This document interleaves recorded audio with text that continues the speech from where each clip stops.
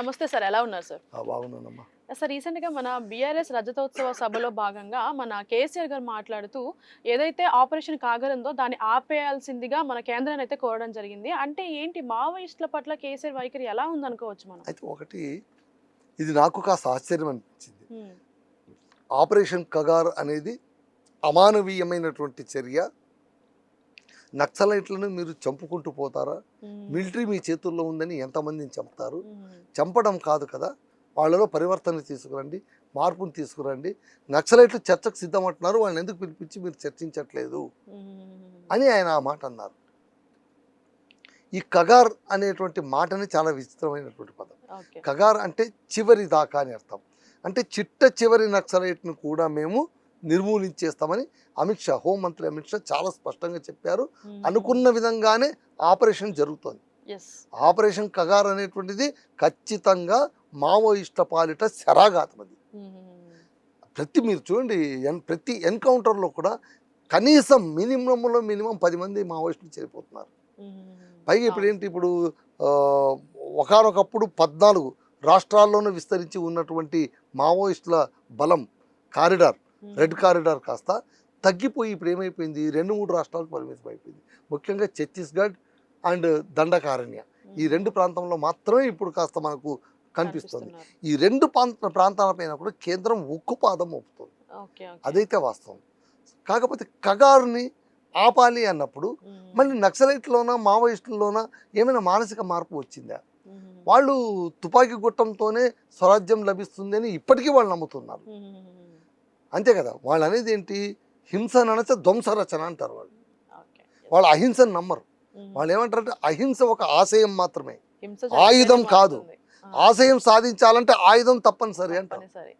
కాబట్టి అహింస అనేటువంటి ఆశయాన్ని సాధించడానికి హింస అనే ఆయుధం ఉండి తీరాలి అంటారు. అంటే మావోయిస్టులని మన కేసీఆర్ సపోర్ట్ చేస్తున్నారు అనుకోవచ్చు. ఆ విధంగా సపోర్ట్ అని కాదు, అదే ఇక్కడ పప్పులో కాలు వేయడం అంటే ఏంటంటే కేంద్రం అలా చేస్తుంది కాబట్టి, అంటే బీజేపీకి నేను వ్యతిరేకము అని ఆ వేదికపై నుంచి స్పష్టం చేయడానికి ఆయన ఆ మాట వాడారు అనిపిస్తుంది. కారణం ఏంటంటే ఇక్కడ 3 ముక్కలాట జరుగుతుంది. ఇక్కడ తెలంగాణ రాజకీయాల్లో మీరు గమనించండి, బీజేపీ ఏమంటుంది, కాంగ్రెస్ బీఆర్ఎస్ ఒకటి అంటుంది. బీఆర్ఎస్ ఏమంటుంది, కాంగ్రెస్ బీజేపీ ఒకటి అంటుంది.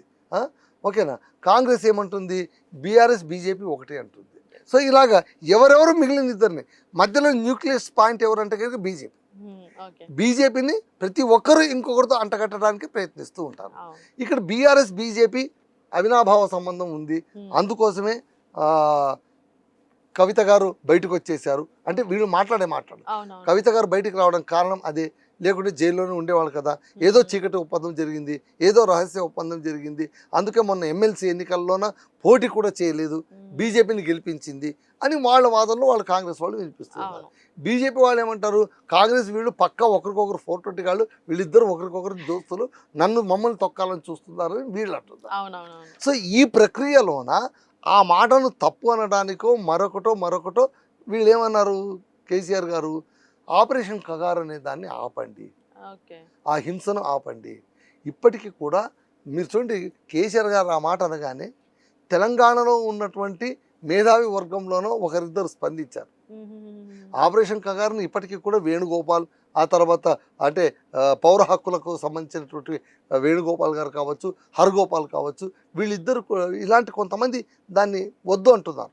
మీరు బూటకపు ఎన్కౌంటర్లు చేస్తున్నారు, ఫేక్ ఎన్కౌంటర్లు చేసి చంపేస్తున్నారు, ముఖ్యంగా గిరిజనులను యువకులను పొట్టను పెట్టుకుంటున్నారు అనేది ఆరోపణ. కాని వాళ్ళని కూడా చంపేస్తారు. మావోయిస్టులుగా వాళ్ళు వెళ్ళిన వాళ్ళు అమాయకులు, వాళ్ళు ఏదో వెళ్ళారు, వాళ్ళలో మానసిక పరివర్తన తీసుకురాకుండా చంపేస్తున్నారు అనే మాట కూడా మనకు వినిపిస్తుంది. సో ఈ నేపథ్యంలో మనం చేయాల్సింది అంటే ఆపరేషన్ కగార్ ఆపాల్సిందే అన్నప్పుడు ఛత్తీస్గఢ్లో యువకుల్ని గిరిజనుల్ని ఊచకొత్తకు వస్తుంది కేంద్రం. ఏది, కగార్ పేరిట నక్సలైట్లు ప్రతిపాదన పెడుతున్నారు. ఏంటి, చర్చించండి, మేము వాళ్ళు ఎందుకు మెట్లు దిగేశారు, ఏకంగా సంఖ్యాబలం తగ్గిపోతుంది. సో సంఖ్యాబలం ఎంతగా తగ్గిపోయిందంటే మీరు గమనించండి, 5 నెలల్లో 27 ఎన్కౌంటర్లు జరిగాయి. In the span of 5 months 27 ఎన్కౌంటర్లు జరిగారు. 107 మంది మావోయిస్టులు మరణించారు.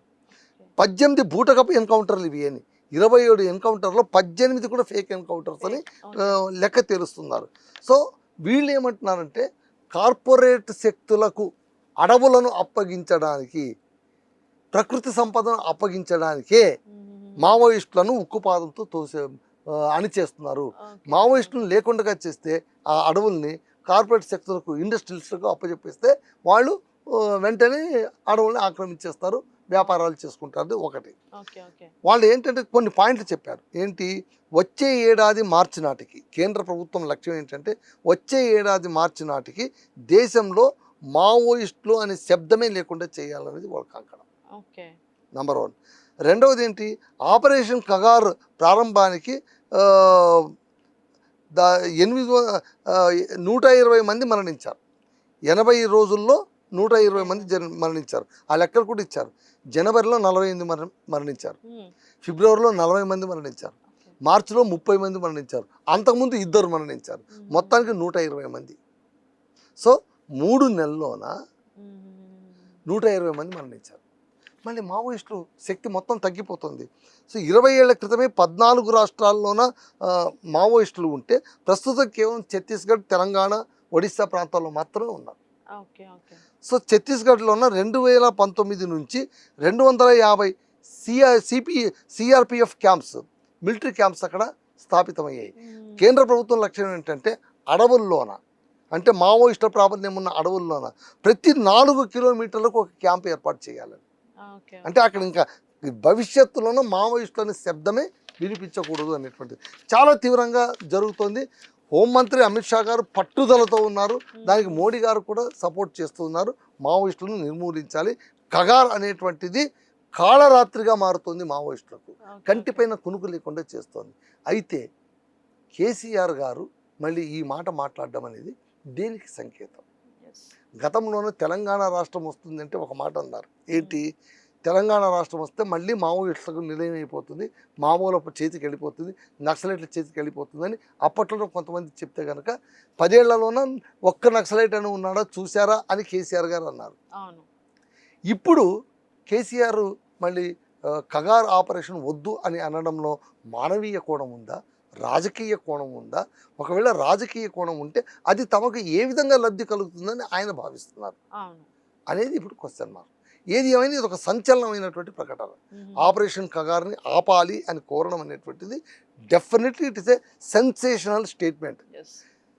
సిల్వర్ జూబ్లీ సమావేశాల్లోన కేసీఆర్ గారు మాట్లాడిన అన్ని సంచలనం, ఇది సంచలనం ఇది అంటున్నారు, కానీ అసలైన సంచలనం ఇది అని నాకు అనిపిస్తుంది. చూడాలి మరి కేంద్రం దీన్ని ఎలా తీసుకుంటుంది అనేది ఆలోచించాలి. రైట్ సార్, చూడాలి. మీరు అన్నట్టు కేంద్రం ఈ ఇష్యూ మీద ఎలా స్పందిస్తుంది అనేది. Thank you so much sir. నమస్తే.